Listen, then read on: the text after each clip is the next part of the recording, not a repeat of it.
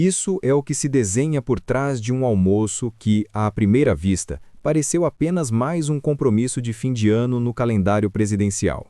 Mas, ao reunir o presidente Luiz Inácio Lula da Silva com os comandantes das Forças Armadas e líderes militares em Brasília, o encontro sinalizou uma movimentação com impactos potencialmente duradouros na política de defesa brasileira.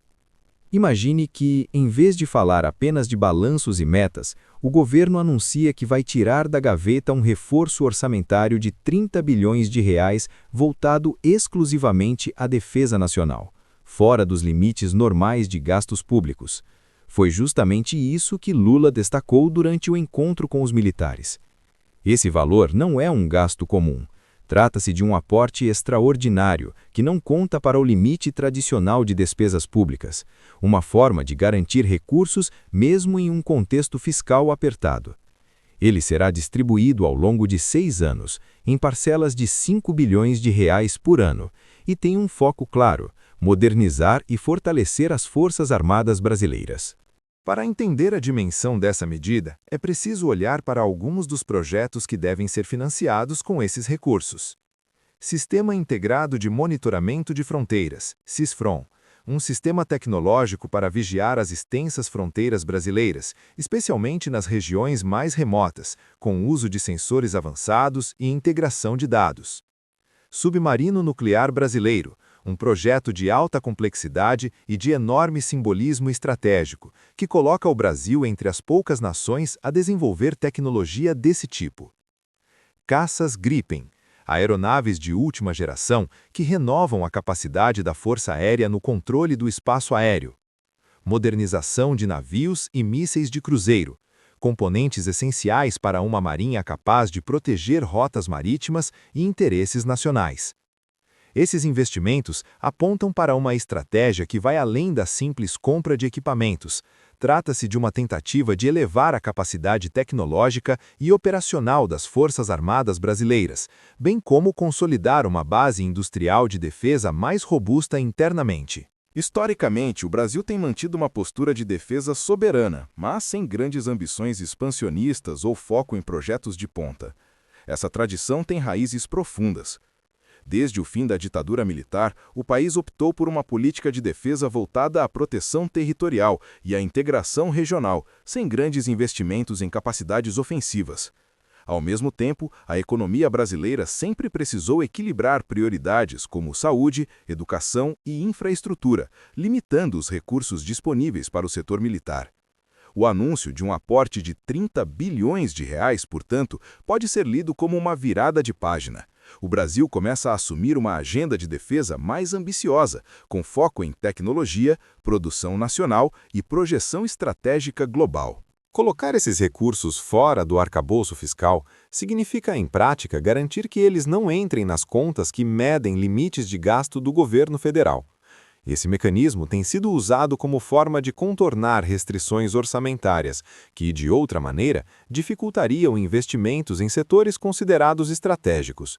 Esse movimento vem em um momento delicado em que o Brasil enfrenta pressões fiscais internas, com debates acalorados sobre como equilibrar as contas públicas. Debates geopolíticos mais amplos na América Latina e no mundo, com tensões entre grandes potências e a crescente importância de parcerias militares e estratégicas. Tudo isso coloca a defesa nacional no centro de um novo tipo de discussão que mistura política interna, economia e projeção internacional. O encontro de Lula e da cúpula das Forças Armadas não foi apenas protocolar. A presença dos comandantes e de ministros do Superior Tribunal Militar reforça a ideia de que essa agenda de defesa está sendo tratada com seriedade pelo governo federal.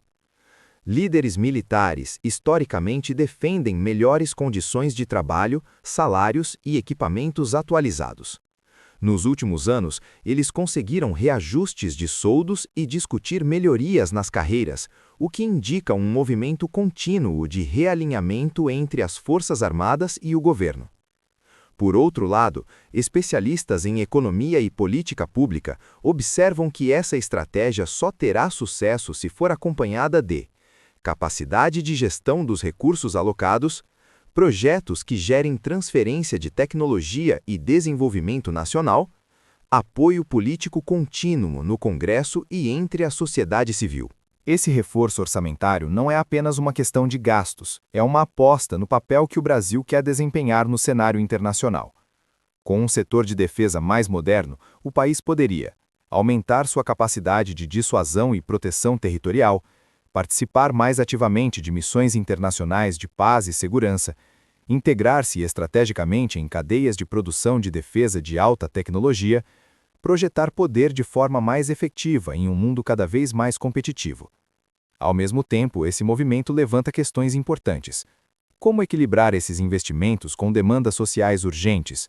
Até que ponto a sociedade brasileira vê a modernização militar como prioridade?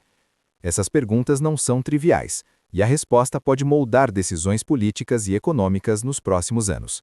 Ao destacar os 30 bilhões de reais em investimentos para a defesa brasileira, Lula não apenas celebrou um acordo orçamentário, ele abriu um capítulo de reflexão sobre o papel do Brasil em sua própria segurança e no contexto global. Essa decisão, feita em meio a um almoço aparentemente simples, pode se tornar um marco para a política de defesa do país, impactando desde a produção de tecnologia até a forma como o Brasil se posiciona diante de desafios internacionais. E, no fim das contas, a pergunta que fica é esta: o Brasil está pronto para se tornar um ator mais autônomo e influente no campo da segurança global? Ou ainda está encontrando seu lugar entre as grandes potências? A resposta a essa pergunta ainda está sendo escrita.